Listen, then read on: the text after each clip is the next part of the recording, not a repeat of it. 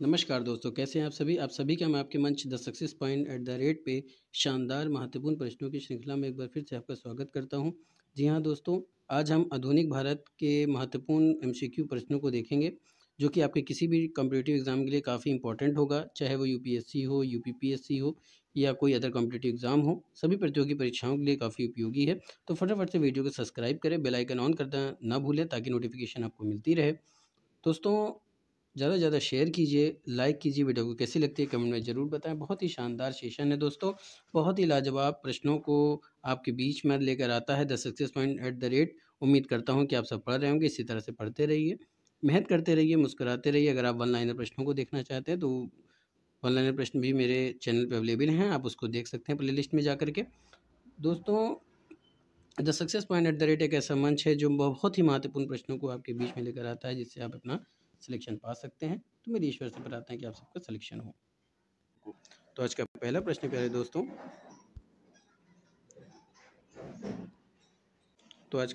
है भारतीय इतिहास के संदर्भ में निम्नलिखित कथनों पर विचार करें। पहला है, डचों ने पूर्वी तट पर गजपति शासकों द्वारा दी गई भूमि पर अपने कारखाने गोदाम स्थापित किए। दूसरा है, अल्फोंसो डी अल्बुकर्क ने बीजापुर सल्तनत में से गोवा पर कब्जा कर लिया। तीसरा, अंग्रेजी ईस्ट इंडिया कंपनी ने विजयनगर साम्राज्य के एक प्रतिनिधि से पट्टे पर ली गई जमीन पर मद्रास में एक कारखाना स्थापित किया। उपर्युक्त में से कौन सा कथन सही है? आपको इसका सही जवाब बताना है दोस्तों। तो फटाफट से कमेंट में उत्तर कीजिए कि इसका सही जवाब क्या होगा।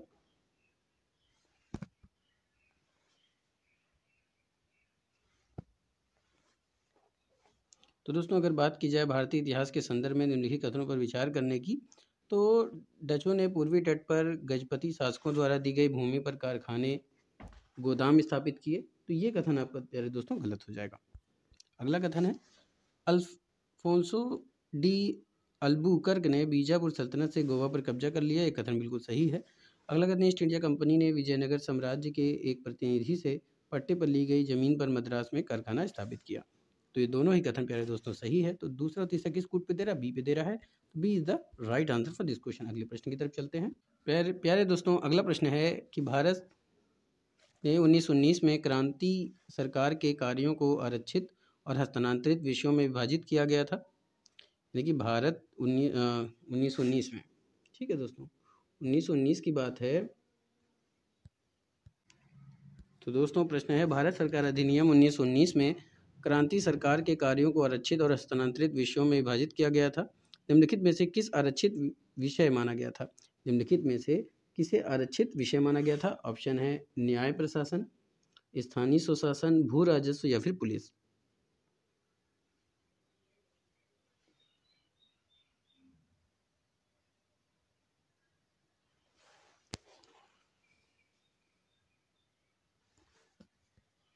दोस्तों, इसमें ऑप्शन आपका नहीं दिया है, पर इसमें ऑप्शन आपका होगा न्याय प्रशासन, भू राजस्व और पुलिस। तो इसका सही ऑप्शन होगा 1, 3, 4। बस समझ आ रही दोस्तों, इसमें ऑप्शन नहीं दिया इसलिए माफ़ी चाहता हूँ। चलिए अगले प्रश्न की तरफ चलते हैं। अगला प्रश्न है, भारत में ब्रिटिश विजय और सुदृढ़ीकरण से संबंधित निम्नलिखित घटनाओं को सही क्रम में व्यवस्थित करें। पहला है, लॉर्ड बिजली नहीं दोस्तों, लॉर्ड विलेजली होगा ये। आइए इसको ठीक कर लेते हैं। चलिए दोस्तों, प्रश्न देखते हैं। भारत में ब्रिटिश विजय और सुदृढ़ीकरण से संबंधित निम्नलिखित घटनाओं का सही क्रम में व्यवस्थित करना है। पहले, लॉर्ड विलेजली द्वारा सहायक संधि की शुरुआत। दूसरा, बंगाल में द्वैत शासन नीति। तीसरा, प्लासी का युद्ध। चौथा है, सिंध का विलय। तो फटाफट से आंसर बताइए कि सही विकल्प क्या होगा।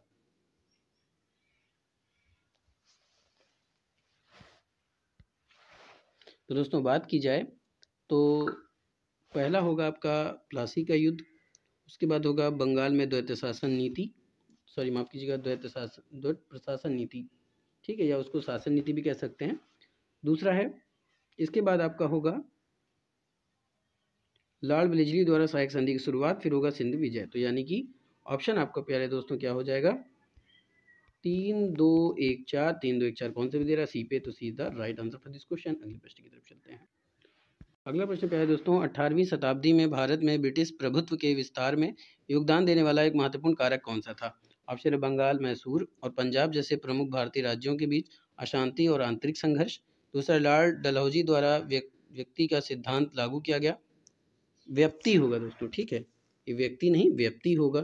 माफ़ कीजिएगा दोस्तों, आज काफ़ी मिस्टेक मिल रही है, ये व्यक्ति होगा, ठीक है, व्यक्ति, ठीक है, ये होगा व्यक्ति, ठीक है, या इसको व्यपगत का सिद्धांत भी कहते हैं दोस्तों, व्यपगत ही कर लेते हैं, व्यपगत। चलिए, तो दोस्तों 18वीं शताब्दी में भारत में ब्रिटिश प्रभुत्व के विस्तार में योगदान देने वाला एक महत्वपूर्ण कारक कौन सा था? तो इसका जो महत्वपूर्ण कारक था प्यारे दोस्तों, वो था बंगाल, मैसूर, पंजाब जैसे प्रमुख भारतीय राज्यों के बीच अशांति और आंतरिक संघर्ष। उसके बाद था दोस्तों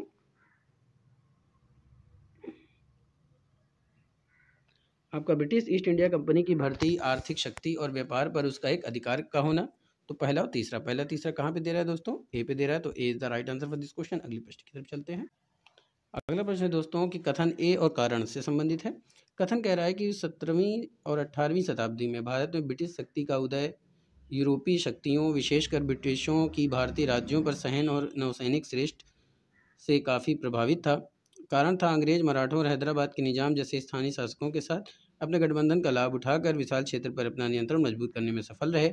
तो आपको विकल्प बताना है, ए सही है लेकिन आर गलत है।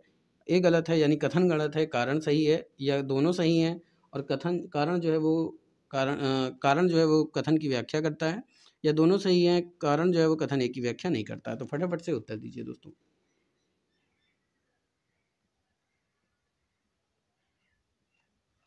तो दोस्तों इसका सही जवाब होगा कथन और कारण दोनों सही हैं, कारण जो है वो कथन की व्याख्या करता है। तो C is the right answer for this question. अगला प्रश्न दोस्तों, ब्रिटिश शासन के दौरान नई शिक्षा नीति के प्रभावों पर निम्नलिखित कथनों पर विचार करें। पहला, अंग्रेजी भाषा भारत भर में विभिन्न भाषा समूह को एकजुट करने का एक साधन बन गई। पश्चिमी शिक्षा ने भारतीयों को यूरोपीय नीति रिवाज को अपनाने के लिए प्रोत्साहित किया, जिससे पारंपरिक प्रथाओं में गिरावट आई। पश्चिमी विज्ञान और दर्शन शास्त्र की शुरुआत में नए राजनीतिक और सामाजिक विचारधाराओं को प्रेरित किया। अंग्रेजों ने स्थानीय भाषा को शिक्षा को उत्साहित किया और यह सुनिश्चित किया कि अंग्रेजी ही शिक्षा का एकमात्र माध्यम होगी। तो इसका सही जवाब क्या होगा?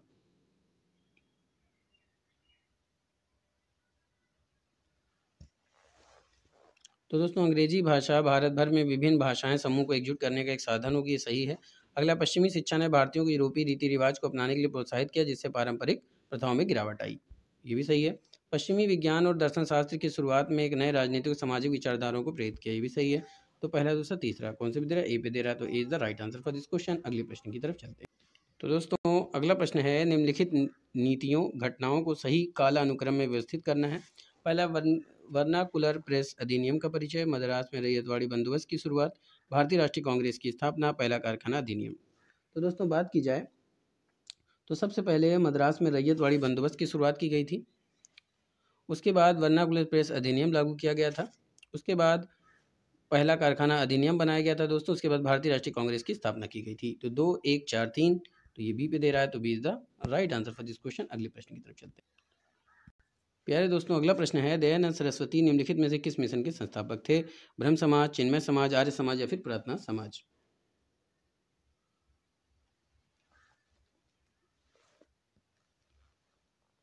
तो दोस्तों बात की जाए दयानंद सरस्वती की, तो जिस मिशन के वो संस्थापक थे उसका नाम था आर्य समाज। तो ऑप्शन सी राइट हो जाएगा, तो C is the right answer for this question. दोस्तों स्वामी दयानंद सरस्वती ने आर्य समाज की स्थापना की। आर्य समाज की स्थापना प्यारे दोस्तों 1875 में हुई थी, ये भी याद रखिएगा, महत्वपूर्ण है ये। उन्होंने वेदों का अनुवाद किया और सत्यार्थ प्रकाश, वेद भाष्य भूमिका और वेद भाष्य नामक 3 पुस्तकें लिखी। उन्होंने वेदों की ओर लौट चलो का नारा दिया था। दयानंद आंगल वैदिक स्कूल उनके दर्शन और शिक्षाओं के आधार पर स्थापित किए गए थे। चलिए आगे चलते हैं। अगला प्रश्न प्यारे दोस्तों, निम्नलिखित में से कौन सुमेलित नहीं है? 1857 के विद्रोह के स्थान में एक तरफ नेता दिया हुआ है, आइए देखते हैं।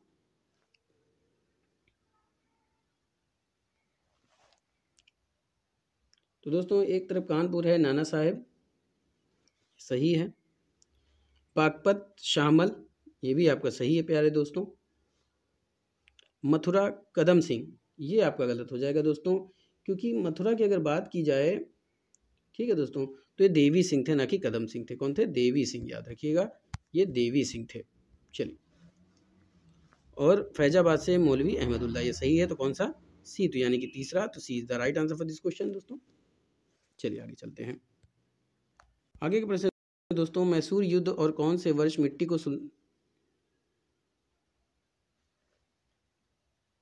बस समझ में दोस्तों, टीपू सुल्तान ना कि मिट्टी दी गया है दोस्तों, ठीक है। चलिए आइए इसको ठीक कर लेते हैं। वर्ष टीपू वर्ष में टीपू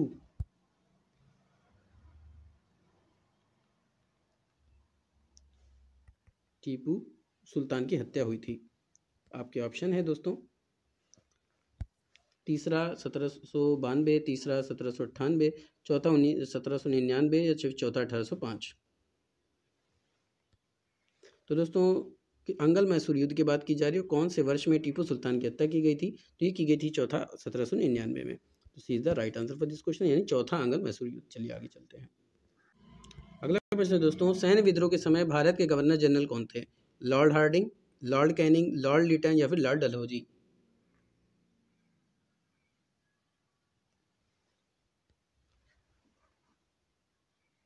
तो दोस्तों सैन्य विद्रोह के समय भारत के गवर्नर जनरल जो थे वो थे लॉर्ड कैनिंग। तो ऑप्शन आपका बी राइट हो जाएगा, तो B is the right answer for this question. दोस्तों अगले प्रश्न की तरफ बढ़ने से पहले गुजारिश है कि अगर अभी तक आपने मेरे चैनल को सब्सक्राइब नहीं किया है तो सब्सक्राइब करें, बेल आइकन ऑन कर दें ताकि नोटिफिकेशन मिलता रहे। The success point at the rate काफ़ी महत्वपूर्ण प्रश्नों को आपके बीच लाता है दोस्तों। आप the success point at the rate का सपोर्ट करें, शेयर करें, वीडियो को ज़्यादा से ज़्यादा लाइक करें। वीडियो आपको कैसे लगती है कमेंट में जरूर बताएं। चलिए आगे चलते हैं। अगला प्रश्न है दोस्तों, प्रार्थना समाज के संस्थापक कौन थे? आत्माराम पांडुरंग, दयानंद सरस्वती, केशव चंद्र सेन या फिर स्वामी विवेकानंद।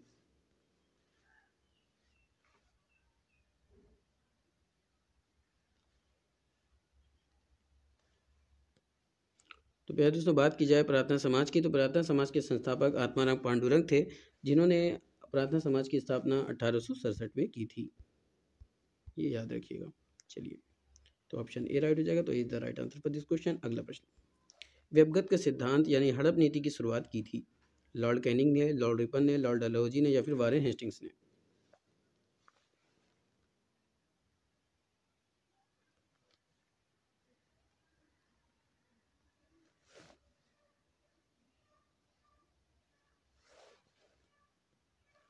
तो दोस्तों व्यवगत यानी हड़प नीति की शुरुआत की थी लॉर्ड डलहौजी ने। तो ऑप्शन आपका सी राइट हो जाएगा, तो C is the right answer for this question. अगले प्रश्न की तरफ। प्रश्न है दोस्तों, किस वर्ष हिंदू विधवा पुनर्विवाह अधिनियम पारित किया गया था? 1856, 1858, 1859 या फिर 1862।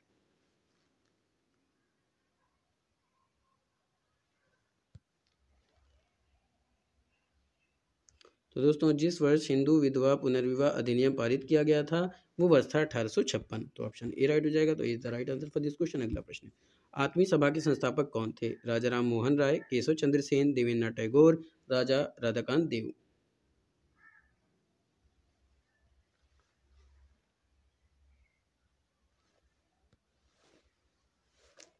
तो दोस्तों आत्मीय सभा के संस्थापक थे राजा राम मोहन राय। तो is the right answer for this question. और राजा राम मोहन राय ने आत्मीय सभा की स्थापना कब की थी ये आपको बताना है दोस्तों।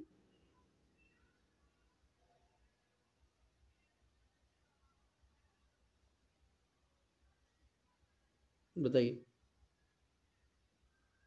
कमेंट में जरूर बताइएगा कि उन्होंने शुरुआत कब की थी। चलिए आगे चलते हैं। 1857 में अंग्रेजों के खिलाफ विद्रोह में इलाहाबाद का एक नेता कौन था? मौलवी लियाकत अली, तात्या टोपे, खान बहादुर खान या फिर रानी लक्ष्मीबाई।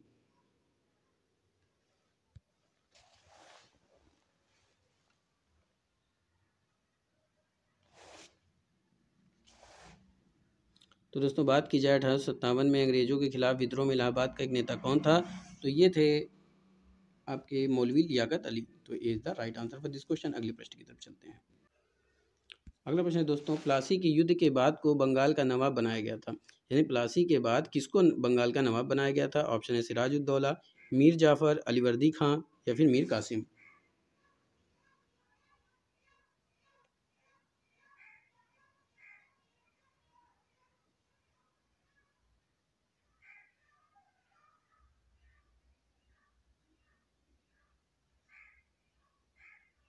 फटाफट से उत्तर दीजिए दोस्तों। बहुत ही आसान प्रश्न है दोस्तों।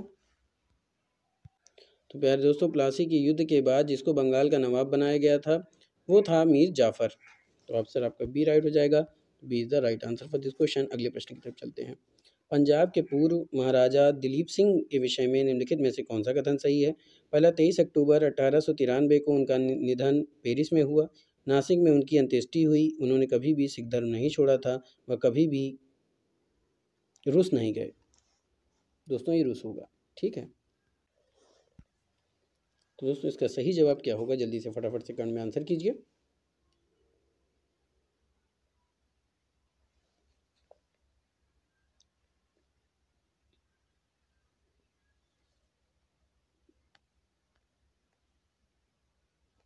तो इसका सही जवाब होगा कि 23 अक्टूबर 1893 को उनका निधन पेरिस में हुआ था। तो ऑप्शन ए राइट हो जाएगा। Is the right answer for this question. अगला प्रश्न, किस गुरु ने काशी में जफरनामा लिखा था?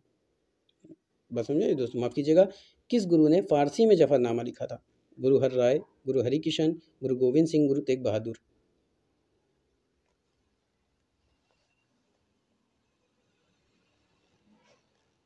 तो दोस्तों बात की जाए किस गुरु ने फारसी में जफरनामा लिखा था, तो वो थे गुरु गोविंद सिंह। तो ऑप्शन सी राइट हो जाएगा। तो C is the right answer for this question. अगले प्रश्न की तरफ चलते हैं। अगला प्रश्न दोस्तों, निम्नलिखित कथनों पर विचार करें। पहला है, हैदराबाद की स्वतंत्र राज्य आसफ शाही वंश का संस्थापक निजामुल मुल्क था।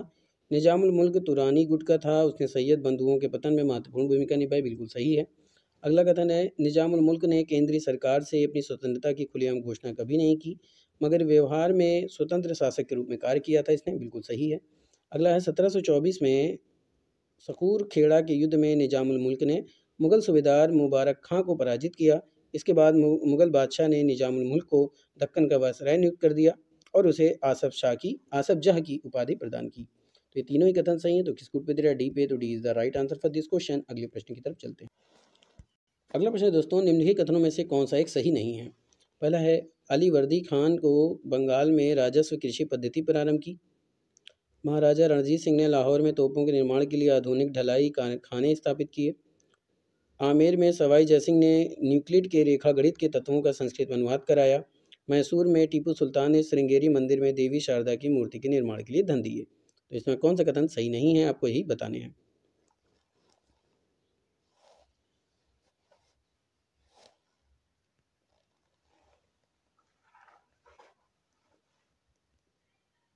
तो दोस्तों बात की जाए कि इसमें कौन सा कथन सही नहीं है, तो इसका सही जवाब होगा, अली मर्दान खान ने बंगाल में राजस्व कृषि पद्धति प्रारंभ की थी। तो A is the right answer for this question. अगला प्रश्न, निम्नलिखित भारतीय शासकों में कौन था जिसने विदेशों में आधुनिक पद्धति से दूतावास स्थापित किया था? ऑप्शन है, हैदर अली, मीर कासिम, शाह आलम द्वितीय, टीपू सुल्तान।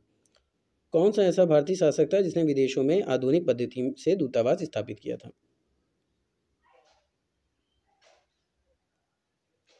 फटाफट से दोस्तों जवाब दीजिए इसका। तो दोस्तों इसका सही जवाब होगा टीपू सुल्तान। तो ऑप्शन डी राइट हो जाएगा। तो D is the right answer for this question. अगले प्रश्न की तरफ चलते हैं। प्यारे दोस्तों, अगला प्रश्न है, महाराजा रणजीत सिंह के राज्य की राजधानी थी अमृतसर, पटियाला, लाहौर, कपूरथला।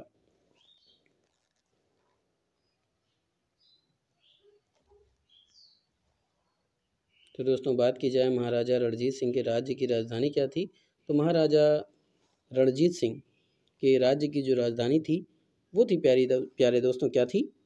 वो थी Lahore. C is the right answer for this question. अगला प्रश्न, वर्ष 1765 में दीवानी प्रदान किए जाने के बाद ब्रिटिश सबसे पहले निम्नलिखित में से किस पर्वतीय जनजाति के संपर्क में आए? ऑप्शन है, गारो, खासी, कुकी, टिप्परा।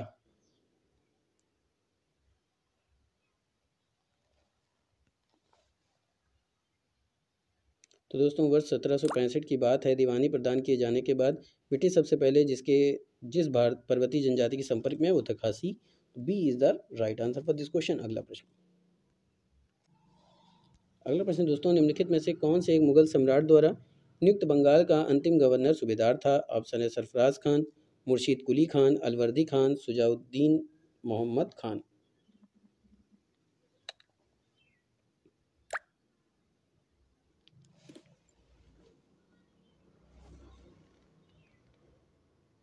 तो दोस्तों निम्नलिखित में से जिस मुगल सम्राट इसके द्वारा नियुक्त बंगाल का अंतिम गवर्नर सूबेदार था, ठीक है। निम्नलिखित में से कौन से एक मुगल सम्राट द्वारा नियुक्त बंगाल का अंतिम गवर्नर था, मतलब किस मुगल सम्राट द्वारा एक बंगाल का गवर्नर बनाया गया था, वो कौन था? तो दोस्तों इसका सही जवाब होगा मुर्शीद कुली खान। तो B is the right answer for this question. तो दोस्तों ये था आज का शानदार महत्वपूर्ण प्रश्नों की श्रृंखला। उम्मीद करता हूँ कि आपको पसंद आया होगा। तो फटाफट से सब्सक्राइब करें, बेल आइकन ऑन कर दें ताकि नोटिफिकेशन मिलती रहे। फिर मिलेंगे इसी जुनून के साथ, तब तक के लिए जय Hind, wish you all the best.